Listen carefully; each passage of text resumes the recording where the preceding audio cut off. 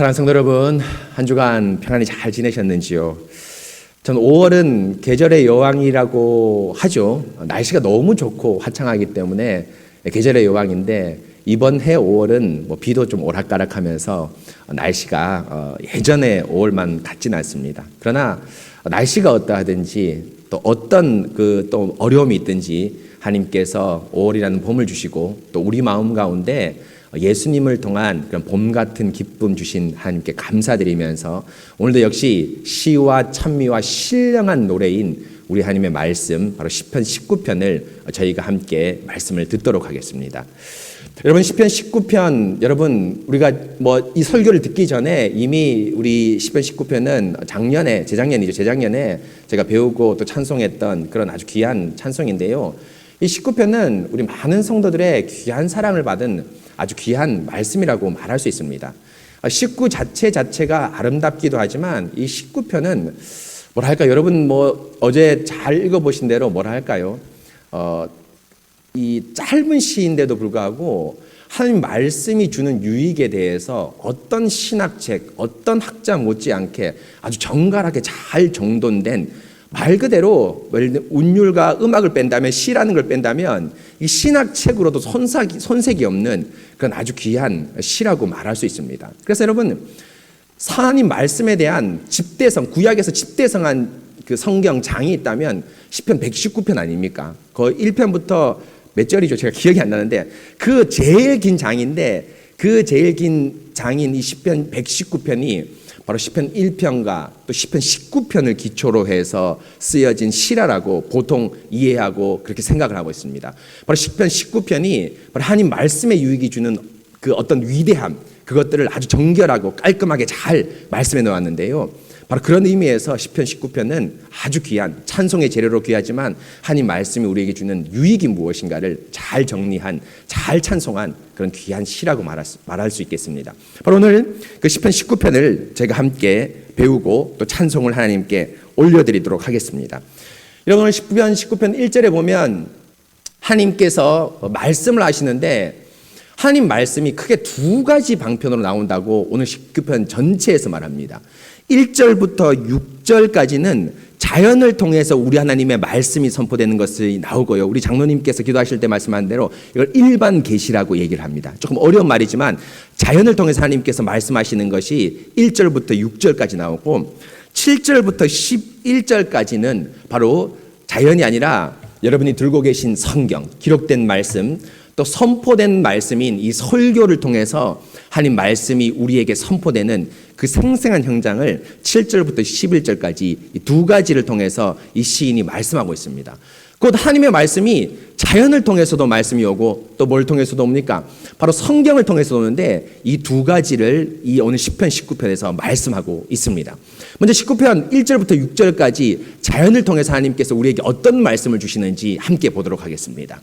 여러분, 먼저 1절에 보시면 하늘이 하나님의 영광을 선포하고 궁창이 그의 손으로 하신 일을 나타내는도다라고 하면서 하나님께서 만드신 자연인 하늘과 궁창이 주님의 영광과 주의 손으로 하신 위대한 일을 선포하고 나타낸다라고 말하고 있습니다. 여러분, 여기서 선포하고 나타낸다는 말은 제가 여러분에게 설교할 때 그 설교의 말씀을 선포하고 하나님의 일을 나타낸다는 것 똑같은 단어를 쓰고 있습니다. 쉽게 말하면 뭡니까? 하늘과 궁창이 뭐라는 겁니까? 지금 하나님의 그 말씀을, 하늘과 이 궁창이 하나님의 말씀을 지금 선포하고 있는 겁니다. 하나님 말씀을 선포하고 있습니다. 궁창이라는 것은 여러분, 하늘과 거의 동일하라고 얘기할 수 있는데요. 옛날 히브리 사람들이 이 하늘이 지금처럼 과학적 지식이 발달되지 못해서 이 대기권이라는 생각을 안 하고, 마치 하나님이 뭡니까? 이게 좋은 곳에다가 지붕을 딱 덮듯이, 그러니까 예를 들면 뚜껑을 딱 덮듯이 그런 거를 이제 궁창, 뚜껑 같은 의미인데요. 궁창을 덮어서 우리를 보호해 주신다라는 의미에서 그 궁창으로 얘기했는데, 바로 하늘과 궁창, 곧 하늘들이 주의 말씀들을 설교한다라고 오늘 1절에서 말하고 있습니다. 그럼 여러분, 하늘이 주의 말씀을 설교하는 것이 바로 뭐냐면 그의 손으로 하신 일에서 나오듯이 하나님이 만드신 온갖 천지 만물이 주의 말을 주의 그 어떤 위대함과 주의 능력들을 설교하는 것을 말하고 있습니다. 그냥 대표적으로 오늘 시인이 여러분 예를 한 개 들었죠. 4절 후반부에서 나오는 하나님의 설교 재료, 그러니까 하늘이 설교 재료를 쓰는데 저는 이렇게 성경과 여러 가지 말씀을 재료로 삼지만 하늘은 어떤 재료를 삼냐면 하나님이 하신 일들, 자연을 통해서 설교 재료를 삼는데 그 예를 하나 들었는데 4절에 뭘 들었습니까? 4절부터 6절까지 해를 들고 있습니다. 하나님께서 천지를 만드실 때 넷째 날에 해를 하늘에 딱 두시면서 낮과 어둠을 주관하고 빛을 주관하는 해를 만들었지 않습니까? 그런데 여러분 이 해를 딱 만들어 놓고 하나님이 이 해를 보면서 뭐 합니까? 그냥 해가 있다, 날이 따뜻하구나 이렇게 하나님이 해를 만들어 놓으신 것이 아니라 해가 뭡니까? 자신을 나타내는 분명한 도구, 하나님의 말씀이라고 얘기를 합니다. 어떻게 얘기하냐? 4절에 보십시오. 하나님이 해를 위하여 하늘에 장막을 베푸셨다라고 얘기합니다. 여러분 이거 장막 실제로 베푸신 것이 아니지만 해가 뭡니까? 동일한 곳에 들어갔다가 동일한 곳에서 나오니까 마치 뭡니까? 우리가 저녁에 집에 갔다가 아침에 나오는 것처럼 그렇게 시인이 이해한 겁니다. 그러면서 장막에 들어가고 장막에서 나오는데요. 5절에 조금 자세히 설명하죠. 해가 그의 신방에서 나오는 신랑 같고 그의 길을 달리기 기뻐하는 장사 같아서 하늘 이 끝에서 나와서 하늘 저 끝까지 운행하며 그의 열기, 그의 뜨거움을 피할 자가 없도다라고 하면서 해가 하는 일을 5절과 6절에서 구체적으로 말하고 있습니다. 뭡니까? 해가 마치 신혼방, 곧 신부와 아름답게 지냈던 유쾌하고 쾌적한 밤을 잘 보내고 그 방에서 나온 상쾌한 신랑과 같이, 새 신랑과 같이 상쾌하게 나온다고 얘기합니다. 그리고 나올 뿐 아니라 그 길을 달리기를 기뻐하는 장사 같아서 아침에 떠서 해가 질 때까지 뭡니까? 해의 열기가 사그라질 데가 없습니다. 정말 따뜻함과 온기, 뜨거운 열기로 온 인류를 비추면서 하나님께서 하신 일들을 정확하게 해가 수행하죠. 바로 여러분 뭡니까? 6절에 나온 대로 하늘 이 끝에서 나와서 하늘 저 끝까지 운행한다고 되어 있습니다. 무슨 말입니까? 단 하루도 쉬지 않고 해가 어떻게 합니까? 마치 뭡니까? 이 운행이란 번역을 참 잘했는데요. 버스가 정해진 시간에 뭡니까? 오고 출발하고 또 도착 시간, 뭡니까? 출발 시간이 또 주행 시간이 정해진 것처럼 그 어떤 규칙적인 것들을 이 태양이 그대로 한다라고 말하고 있습니다. 여러분 무슨 말입니까? 태양이 이렇게 규칙적으로 뜨고 지고 한 곳에서 뜨고 진다고 말합니다. 여러분 이걸 뭘 말합니까? 바로 태양 스스로가 하는 것이 아니라 피조물 만물들이 이것을 한다라고, 하나님께서 이 피조물 만물을 통해서 태양을 운행하신다고 말하고 있습니다. 바로 무엇입니까? 하나님이 아니면 어떻게 매일 태양이 이렇게 뜨고 이렇게 지고 또 열기를 한 번도 뿜어내지 않는 일이 없게 열기를 항상 뿜어내냐고, 바로 천지 만물의 아름답게 돌아가는 질서와 조화를 뭐라고 얘기합니까? 하나님께서 운행하셨기 때문에, 하나님께서 역사하셨기 때문에, 하나님이 살아계시기 때문에, 하나님이 섭리로 다스리기 때문에 이 일이 일어난다라고 하면서 섭리를 보면서 뭡니까? 천지 만물을 운행하는 걸 보면서 하나님의 말씀을 느끼고 하나님의 살아계심을 느낀다라고 시인이 말하고 있습니다. 바로 이것이 여러분 하나님의 말씀의 자연을 통해서 나타난 하나님의 말씀입니다. 여러분 그렇지 않습니까? 여러분 우리가 봄이 왔다, 가을이 왔다, 겨울이 왔다를 여러분 우리가 어떻게 할 수 있을까요? 예를 들면 온도를 통해서 이 온도가 얼만큼 되면은 여름이고 얼만큼 되면 봄이고 가을이고 겨울이다 이렇게 측정할 수도 있지만 여러분 뭡니까? 온도계가 없을 때도 여러분 뭡니까? 우리 조상들이 봄, 여름, 가을, 겨울을 다 알았습니다. 측정하는 도구가 없을 때도 봄, 여름, 가을, 겨울을 다 알았습니다. 어떻게 알았습니까? 꽃이 피고 지고 동물이 겨울잠을 자고 또 개구리가 깨는 이것을 보면서 뭡니까? 뭐라 했습니까? 봄, 여름, 겨울을 다 알았습니다. 그러면서 여러분 이 일반계시라는 말이 심지어 불신자조차도 여러분 뭡니까? 이런 섭리를 통해서 이것이 우연이라는 것이 아니라 뭡니까? 특별한 조물주, 특별한 하나님께서 이 천지 만물을 운행하신다는 것을 마음 깊이 느끼고 새기고 있습니다. 그래서 여러분 제가 여러 번 얘기 드렸지만 우리가 이 좋은 봄날에 이 아름다운 자연에 놀러 갈 때 여러분 우리 입술에 자연스럽게 찬송이 나오지 않습니까? 무슨 찬송입니까? 주 하나님 지으신 모든 세계, 여러분 나오지 않습니까? 정말 만물의 운행과 조화를 보면서 우리 하나님의 살아계신가 섭리를 저희가 느끼고 있습니다. 바로 여러분 1절에 나오죠. 하늘이 뭡니까? 선포하는데 뭘 선포합니까? 하나님의 영광을 선포합니다. 또 궁창이 그의 손으로 하신 일을 선포하는데요. 그의 손으로 하신 일이 뭡니까? 위대하고 놀랍고 하나님의 살아계심을 나타낸다고 자연 만물을 통해서 우리에게 하나님께서 말씀하고 있습니다. 바로 이것입니다. 여러분, 참된 신자는, 참된 경건한 자는 여러분 뭡니까? 성경을 통해서도 하나님 말씀을 알지만 오묘한 자연의 섭리, 또 우리의 일상의 모든 어떤 일상을 통해서도 우리 하나님의 살아계심과 역사하심과 위대함과 능력을 자연스럽게 깨달을 수 있습니다. 바로 이것이 일반 계시, 자연을 통해서 우리에게 알려주신 하나님의 위대한 말씀이라고 말할 수 있습니다. 그러면서 여러분, 이제 6절에 7절부터 이제 이런 자연을 통해서 하나님께서 말씀하시는 것 말고 하나님의 말씀, 곧 율법을 통해서 말씀하신 그 위대함을 얘기하는데요. 19장 7절에 이렇게 하나님의 말씀, 그 특별 계시를 통해서 말씀하시는 말씀을 이렇게 얘기합니다. 여호와의 율법은 첫 번째 완전하다라고 말하고 있습니다. 여러분, 여호와의 율법은 이 완전하다는 말 속에 뭐가 들어있을까요? 아주 중요한 의미가 또 가 있습니다. 뭡니까? 여호와의 말씀은 자연을 통해 말씀하신 것보다 더 완전하다라고 말하고 있습니다. 무슨 말입니까? 자연을 통해서 하나님께서 말씀하시지만 이 자연을 통해서 말씀하시는 것이 어느 정도의 한계가 있다는 겁니다. 곧 제한된, 곧 하나님에 대한 완전한 지식을 전달하지 않는다라고 말하고 있습니다. 오늘 말씀 여러분 1절에 잘 보신 대로 하늘이 하나님의 하신 하나님의 영광을 선포한다라고 얘기하는데 너무 위대한 영감된 말씀입니다. 왜입니까? 하늘이 선포하는 하나님의 말씀은 뭐밖에 없습니까? 하나님의 영광밖에 없습니다. 하나님의 영광밖에 없습니다. 그의 살아계심, 능력, 위대함, 이것만을 알 수 있지 뭐를 알 수 없습니까? 삼위일체 하나님이 어떻게 존재하시는지, 우리가 죄인인지, 우리가 어떻게 구원을 받는지, 교회가 무엇인지, 장로, 목사, 집사의 직분이 무엇인지를 자연을 통해선 계시하지 않습니다.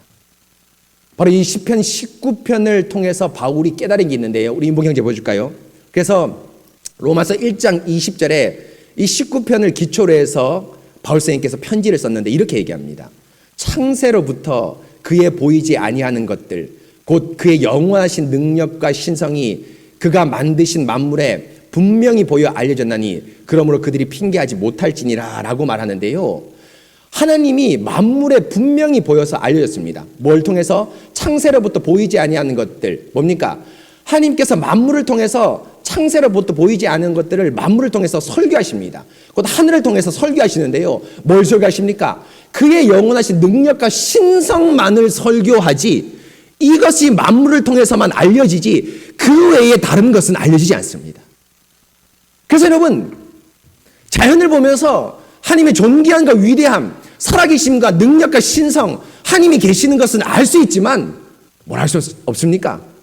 우리가 죄인이고 예수 그리스도가 여러분 뭡니까? 어떻게 구원받는지 모릅니다. 이건 모릅니다.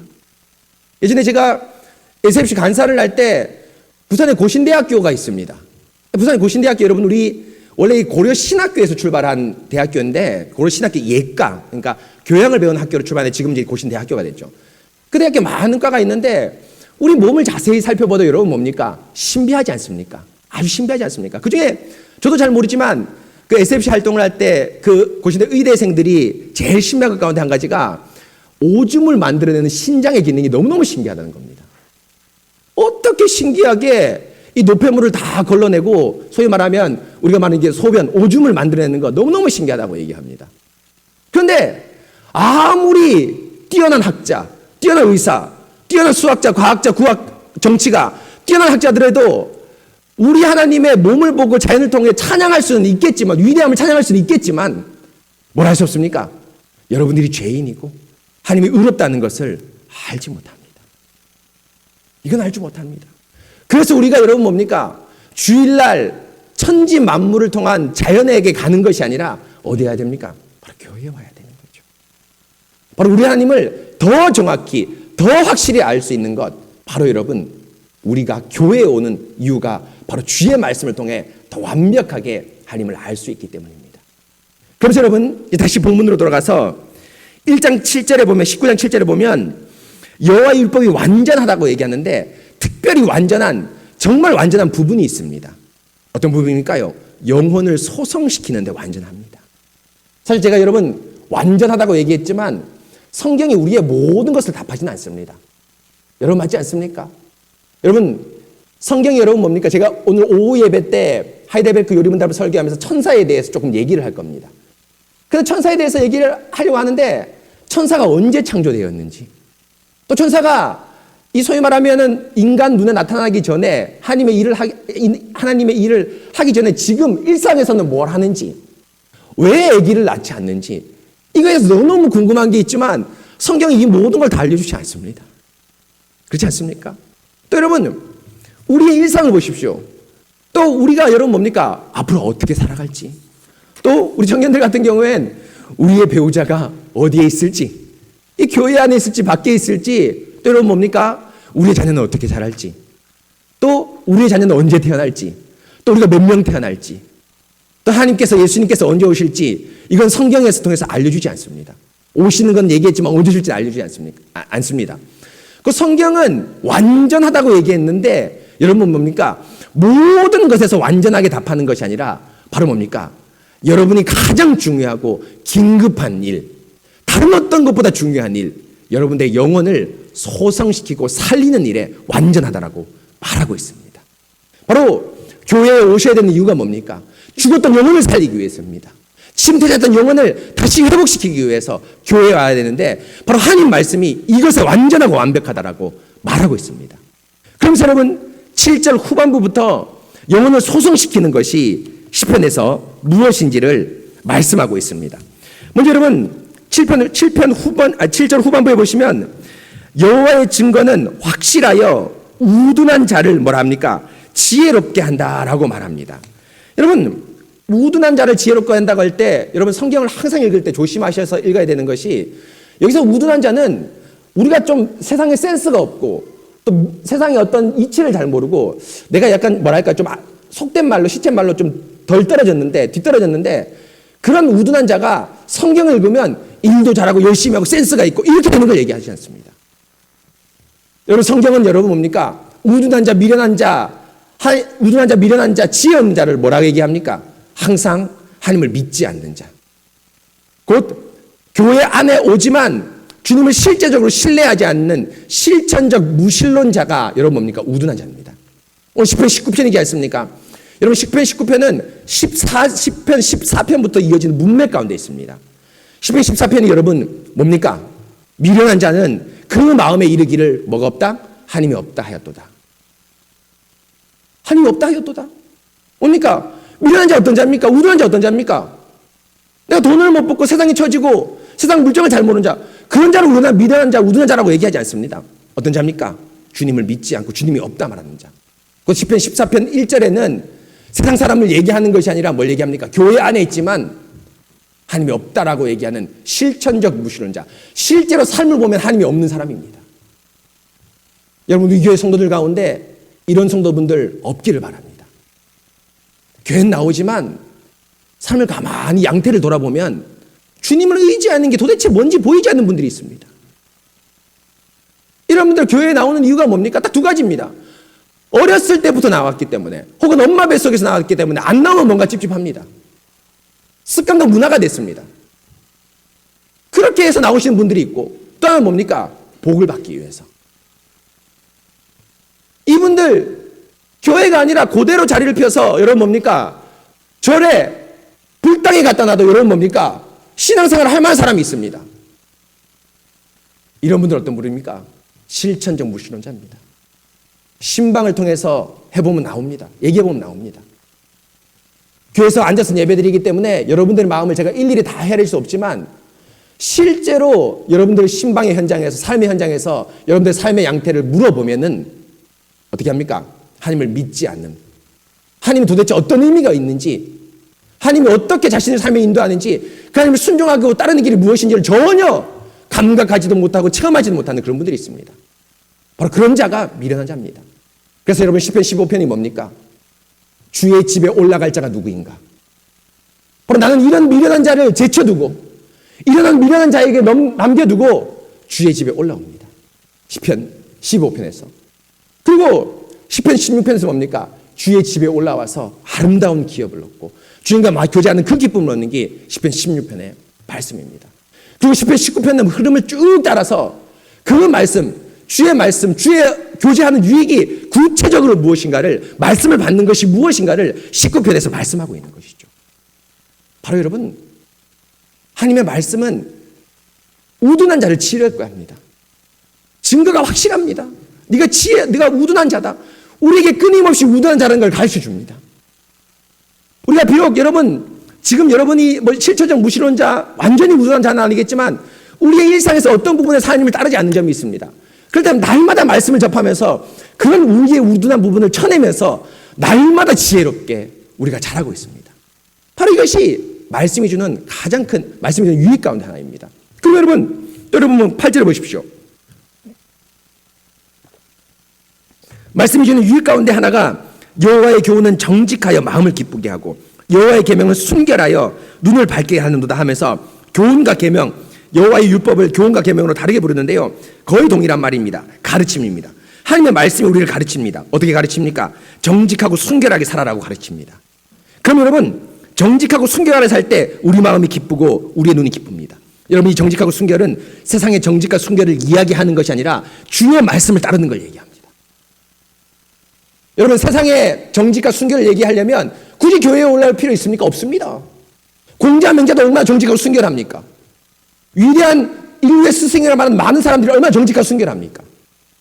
그것을 말하는 것이 아니라 주의 말씀대로 행하고 실천하라. 그럴 때 주의 말씀대로 따를 때 우리 마음이 기쁘고 우리 마음이 눈이 밝아진다고 말하고 있습니다. 여러분, 그렇지 않습니까? 여러분, 어떨 때 마음이 제일 기쁩니까? 주의 말씀을 따를 때 마음이 기쁩니다. 주의 계명을 따라서 순결하게 행동을 할 때 여러분들이 뭡니까? 눈이 밝아지고 세상의 것을 눈이 뜨지 않습니다. 여러분, 그렇지 않습니까? 여러분, 세상 사람들 기쁨은 뭡니까? 집값으로 오는 기쁨이죠. 주식값 오르는 기쁨입니다. 여러분이 성공하고 출세하는 기쁨입니다. 여러분, 정치가들이 내년에 대통령 선거가 있는데요.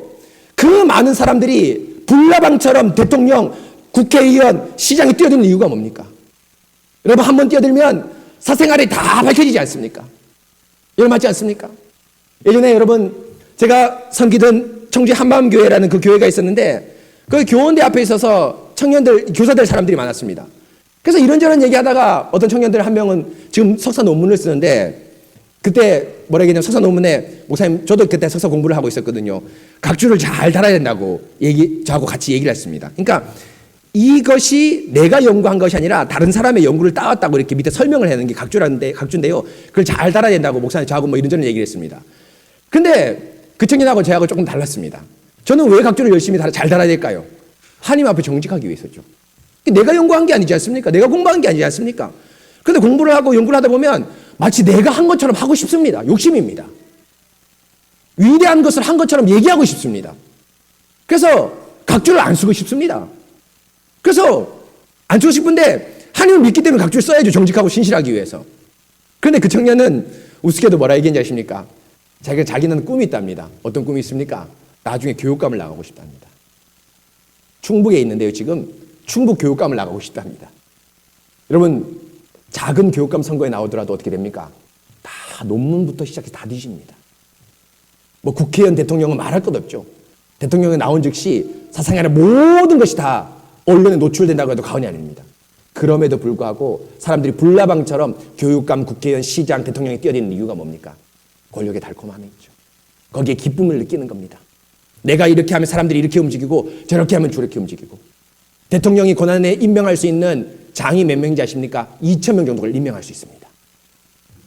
어마어마하죠? 그냥 이게 동장이 아닙니다. 공기관의 장, 장관을 비롯해서 공기업의 장까지 한 약 2,000명 정도를 임명할 수 있습니다. 아부하겠죠? 발발 기겠죠? 교만의 최절정입니다. 세속적인 말로 하면. 교만의 최절정입니다. 거기서 기쁨을 얻습니다. 그래서 즐거움을 얻습니다. 그러나 여러분, 우리는 그렇지 않습니다. 어디에 기쁨과 즐거움을 얻습니까?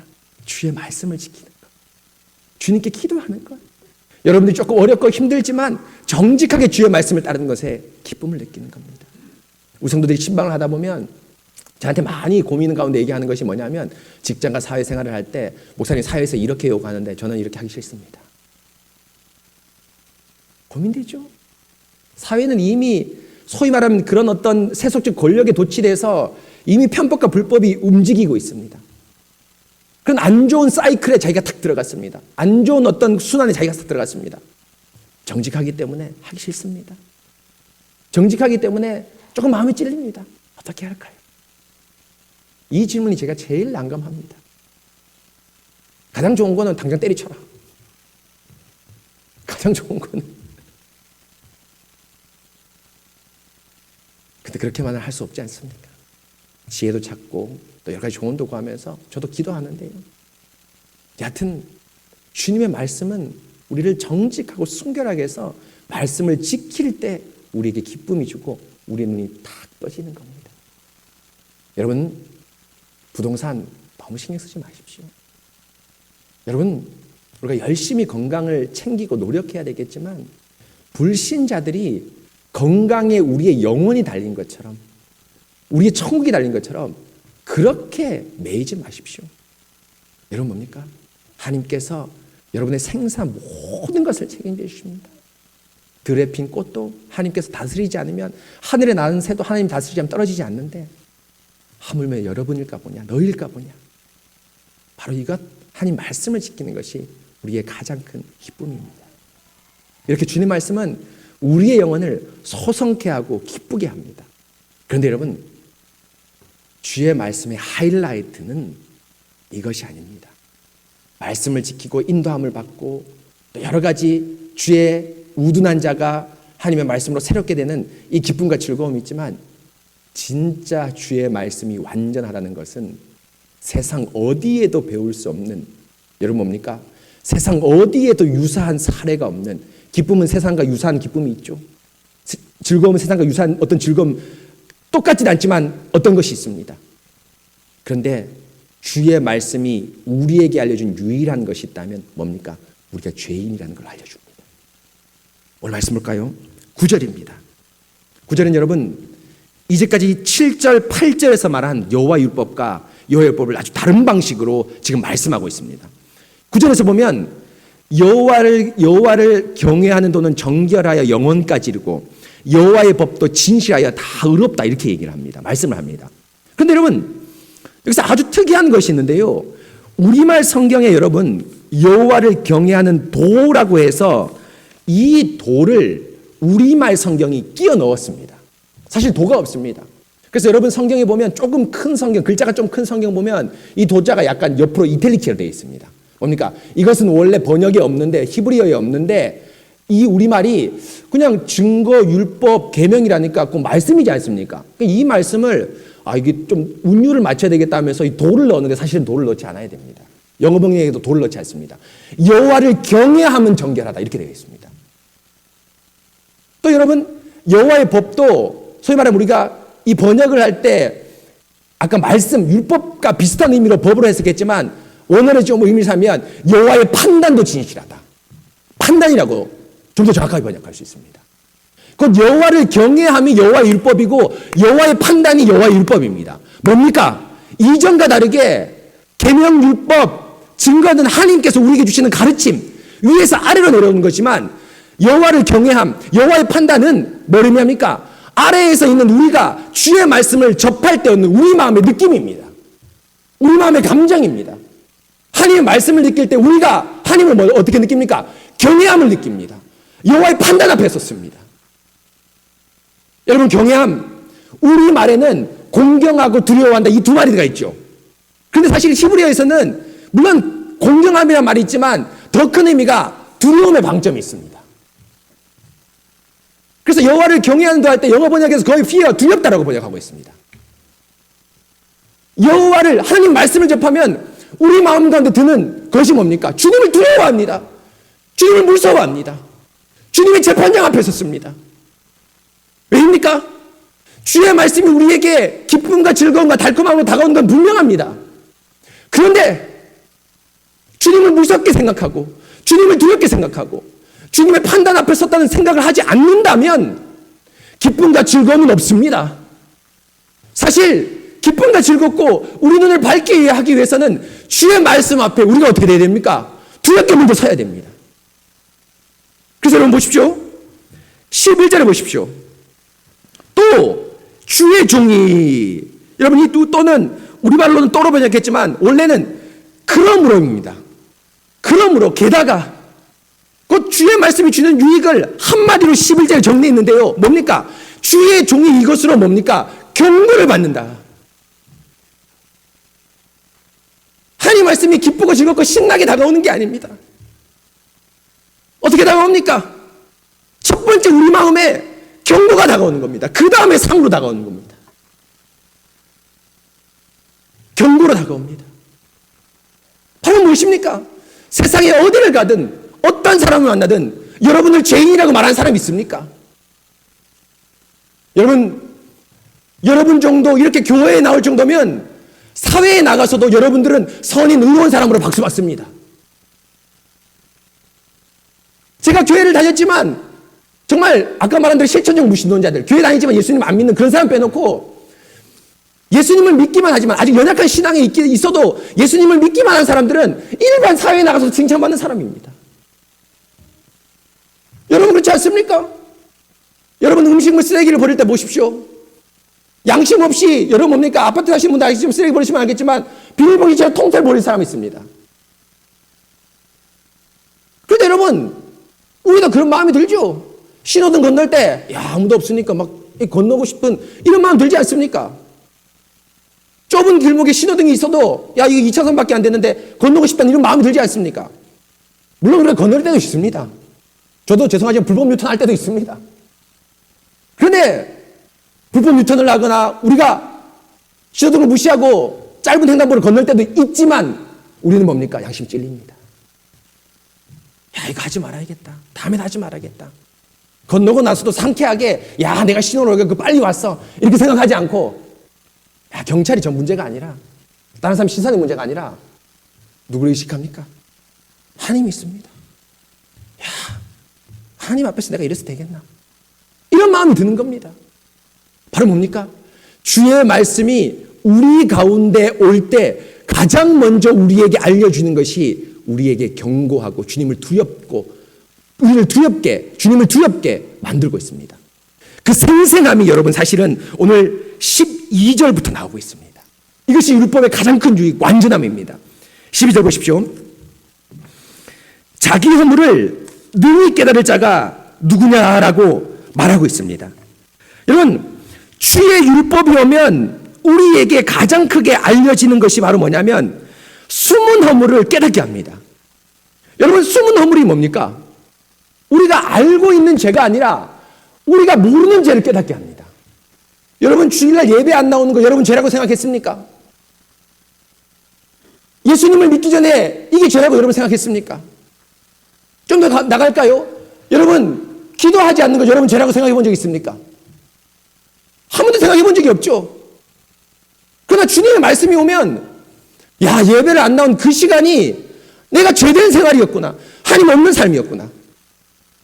또 기도하지 않고 말씀을 제대로 경건생활하지 않는 그 생활이 내가 죄된 삶을 생각하구나 하면서 죄를 깨닫게 합니다. 감추었던 죄, 한 번도 죄라고 생각하지 않았던 것을 죄라고 생각합니다. 바로 뭡니까? 사도 바울이 로마서 7장 7절에서 말한 대로 뭐라고 합니까? 율법이 만일 탐내지 말라 하지 아니하였더라면 내가 탐심을 알지 못하였다라고 말하고 있습니다. 그건 뭡니까? 하나님의 말씀이 이것이 죄라 했기 때문에 죄라 깨달았지 그 말씀이 없다면 내가 죄인인지 하나님이 두려운 분인지를 절대 깨닫지 못합니다. 세상 사람들은 여러분 탐심, 바울이 얘기한 탐심을 여러분 욕망이라는 이름으로 부추깁니다. 비전이라는 이름으로 부추깁니다. 기독교 안에서도 이거 침투했습니다. 여러분 제가 대학 다닐 때 아주 유행했던 기독교 이론이 있는데 여러분 뭔지 아십니까? 고지론이라는 이론이 있습니다. 지금 이것이 많이 좀 사그라들었는데 고지론이 뭡니까? 사회에서 높은 위치에 올라가야지 복음 전도하는데 유리하다. 이런 기도 많이 하죠? 꼬리가 되지 말고 머리가 되게 하옵소서. 다 출세를 연북에 대한 기도입니다. 그런데 여러분 올라가면은 더 높은 곳에서 복음을 더 많이 전할까요? 사회에서 뭔가 좀 드러나고 내가 성공해야지 하나님의 교회에 유익이 있을까요? 그렇지 않습니다. 여러분, 저는 제 신앙에 가장 많은 유익을 준 사람, 뭐 신학적으로는 제가 여러 번 얘기했지만 장희정 목사님, 유해문 교수님 통해서 성경이 무엇이고 교회가 무엇이고 삼위일체 하나님이 무엇인가 배웠습니다. 그러나 이것을 능가하는 저의 가르침, 저의 배움은 제가 무엇을 배웠냐면 기도하시는 권사님, 집사님, 자신의 미래를 돌아보지 않고 열정적으로 주님을 섬기는 우리 청년들을 통해서 제가 더 많이 배웁니다. 여기 우리 계시는 우리 권사님, 집사님, 제가 일일이 다 얘기하고 싶지만 한 변을 너무 띄워드리기 때문에 얘기 드리지 못하겠지만 한 분만을 얘기 드리면 제가 예전에 교회에 있을 때 섬기던 뭐 이름을까지 제가 그때 얘기했는데 이춘자 권사님이라고 계십니다. 지금은 80이 넘은 아주 늙으신 분이 되셨을 겁니다. 근데 그분이 불신자의 집안에 들어와서 남편이 대구에서 의리의리한 집안이 있었습니다. 들어와서 그 가족을 전도하는데 자기 남편을 전도하고 자기 두 아들을 전도하고 자기의 시대까지 전도하면서 그 현장을 제가 대구 명덕교회에 10년 동안 있으면서 생생히 봤습니다. 자리가 하나 둘씩 가족이 채워지더니 완전히 다 채워졌습니다. 제가 그 말씀을 보면서 그 현장을 보면서 야고보서 5장 11절의 말씀이 생각났습니다. 인내하는 자를 우리가 복되다 하였느니 너희가 욥의 인내를 들었고 주께서 주신 결말을 보았나니 주는 가장 자비하시고 긍휼히 여기시는 이시니라. 욥의 인내를 볼 수 있다면 제가 그 권사님, 또 우리 교회의 권사님, 집사님, 우리의 성도들의 인내를 볼 수 있습니다.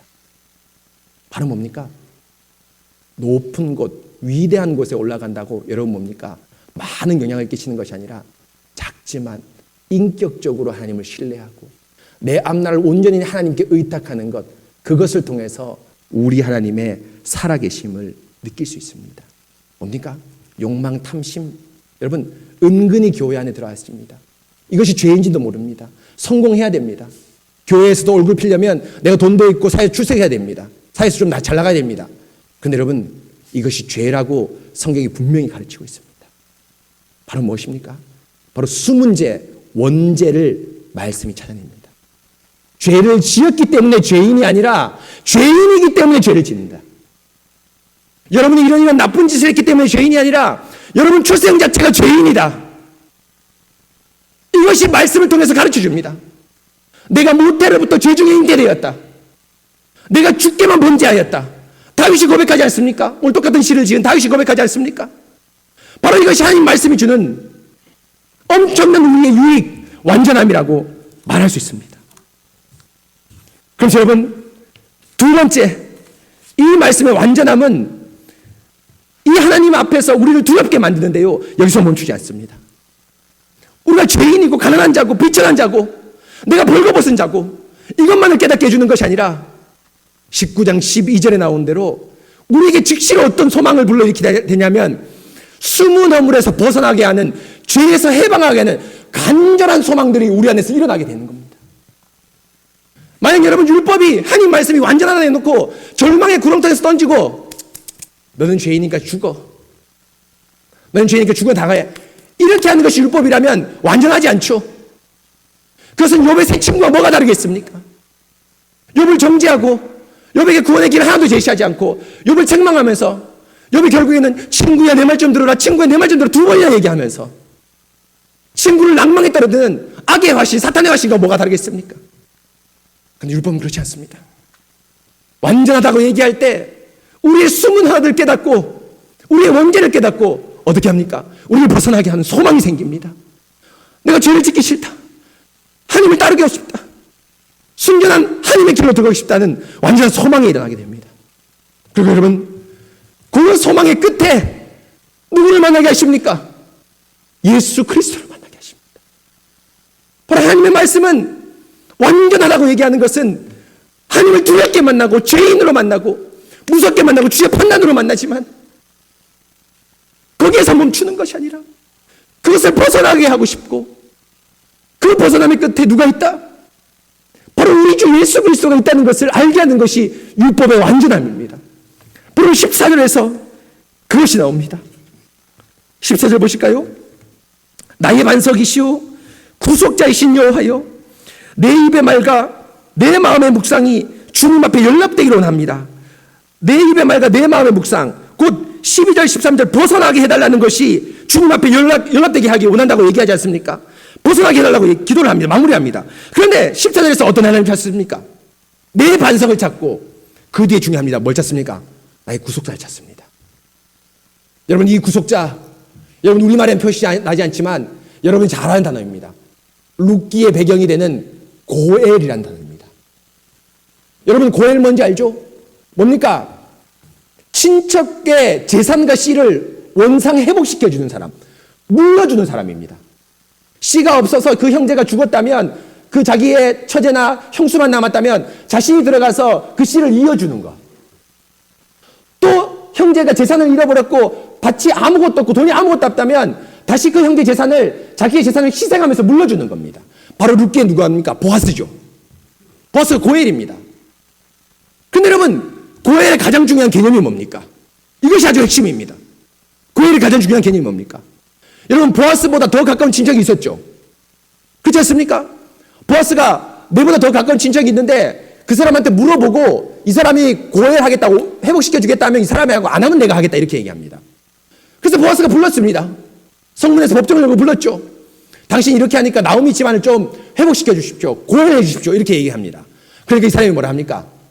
내 기업에 손해가 날까봐 물러주지 않겠다. 회복시키지 않겠다. 이렇게 얘기합니다. 곧 고혈은 뭡니까? 자신에게 손해가 나는 겁니다. 여러분, 이것을 조금 신학적인 말로 할까요? 어려운 말로 할까요? 대속하는 겁니다. 내 거를 희생하는 겁니다. 내 거를 내려놓는 겁니다. 지금 다윗이 이 억만 죄악에서 벗어나고 싶은 소망이 생겼는데 그냥 하나님 저를 그냥 구원해 주십시오. 어느 날 갑자기 와서 제 머리를 뚝 잡고 천국에 올려보내십시오. 이렇게 기도한 게 아닙니다. 바로 율법에 예시한, 말씀에 약속한 바로 뭡니까?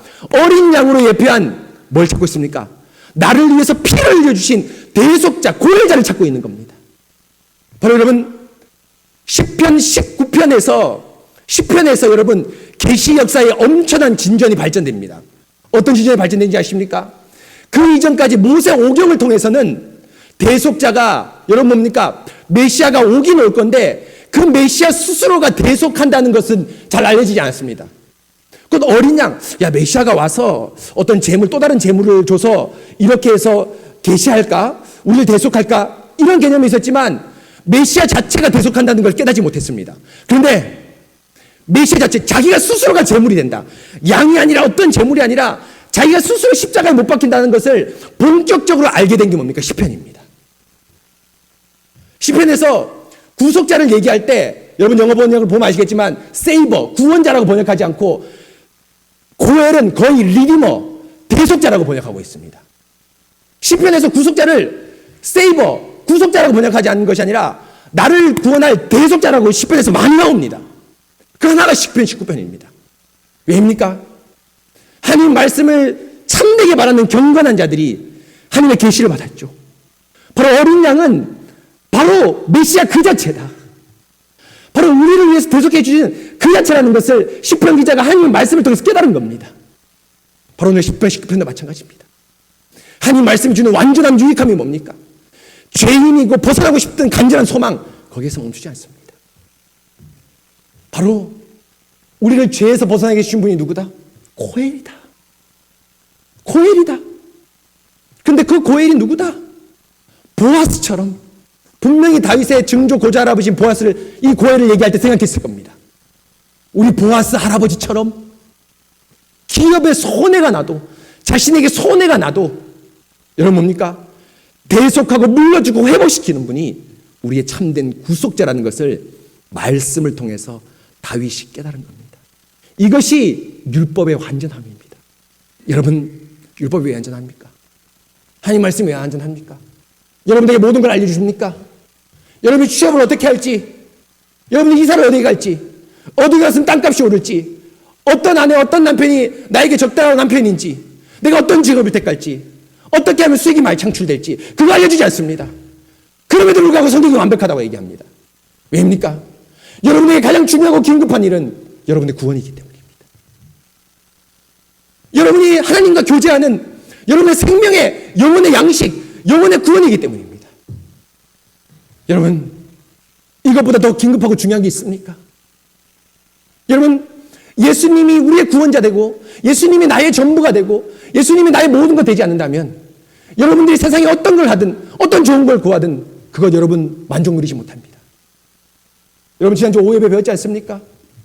여러분 사람의 욕망은 뭡니까? 우리가 여러분 인류 전체가 먹을 양식이 온 인류의 먹을 양식이 온 세계가 지금 다 재배하고 있습니다. 미국이 조금 양보하고 잘 산 나라가 조금 양보하고 우리나라 동남아시아 양보하면 온 세계 사람 최소한 아프리카에 죽어가는 기아로 죽어가는 사람은 없을 겁니다. 근데 양보하지 않습니다. 아프리카에 죽어가도 양보하지 않습니다. 과일을 냉장고에 썩어버려도 이웃에게 주지 않습니다.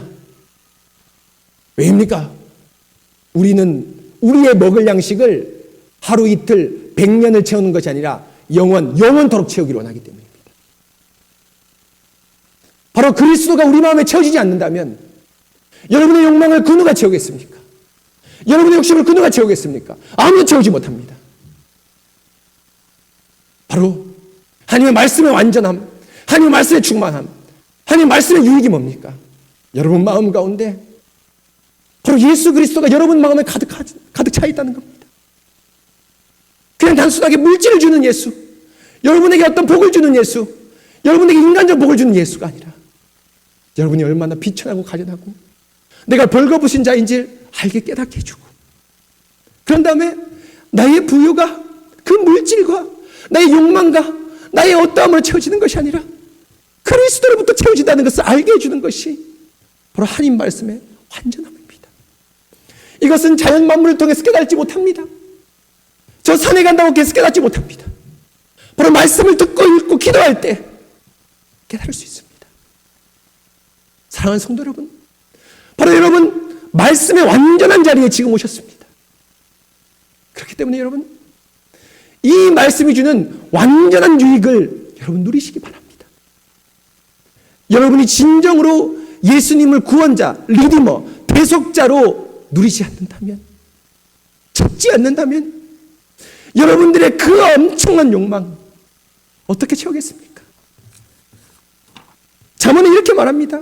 27장 20절에 스올과 아바도는 만족함이 없고 인간의 눈도 만족함이 없느니라. 스올과 아바돈 뭡니까? 음부 지옥입니다. 여러분 스올과 아바돈을 뭘로 비교합니까? 잠언 기자가 우리의 눈으로 비교합니다. 스올과 아바돈이 만족함이 없고 인간의 눈이 만족함이 없다. 예수님을 믿지 않고 예수님을 채워지지 않는다면 우리의 눈은 뭡니까? 우리의 마음은 뭡니까? 음부입니다. 지옥입니다. 많은 불신자가 음부에 몰려오지만 스올이 뭡니까? 됐다, 나는 가득 찼다, 고만 오너라 하지 않습니다. 불신자가 지금도 지옥에 가지만 음부는 계속해서 더다오 하면서 끊임없이 얘기를 합니다. 사랑하는 성도 여러분, 율법의 완전함, 그리스도만으로 만족함을 누리시는 여러분 되시기 바랍니다. 바로 이것에 우리의 행복이 있고 우리의 기쁨이 있고 우리의 미래가 있습니다. 여러분 우리 새순교회도 마찬가지입니다.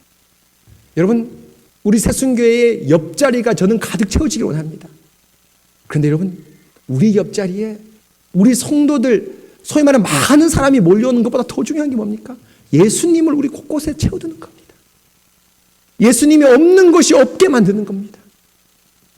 이 예배를 드릴 때도 물론이거니와 우리가 교회 봉사하는 손길 하나하나에도 예수님이 가득 찼을 때, 예수님으로 만족할 때 바로 우리 교회는 진정한 행복, 율법의 완전함에 거하게 되는 겁니다. 우리 새순교회의 가장 큰 목표가 뭡니까? 예수님으로 가득 찬, 율법의 기쁨으로 가득 찬 교회가 새순교회입니다. 사랑하는 성도 여러분, 이 교회 안에서 예수님만을 누리시기 바랍니다. 그리고 이 행복을 여러분의 삶에서 가져가십시오. 그리고 여러분 안 믿는 사람처럼 한 개 더 가지려고 아웅바둥 하지 마시고 양보하시고 내놓고 껄껄 웃으면서 우리의 것을 조금 양보할 때 예수님이 주는 여유로 세상을 살아가시기 바랍니다. 사회생활 조금 뒤처질 수 있습니다. 조금 미련하다고 얘기할 수 있습니다. 그러나 정직하게 하십시오. 또 성실하게 하십시오.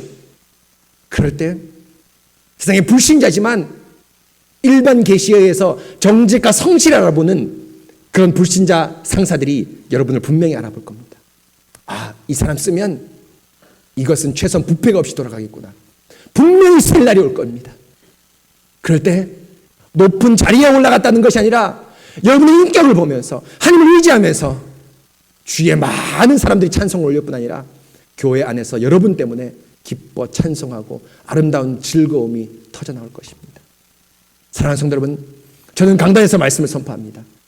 그런데 여러분은 몸으로 말씀을 선포하시는 여러분 되시기 바랍니다. 예수님이 여러분의 주인이 되어서 주인된 예수님을 모시고 사는 주의 종으로의 삶이 무엇인가, 주님의 종으로의 삶이 무엇인가를 보여주시는 여러분 되시기 바랍니다. 여러분 이 시간 함께 같이 기도하도록 하겠습니다.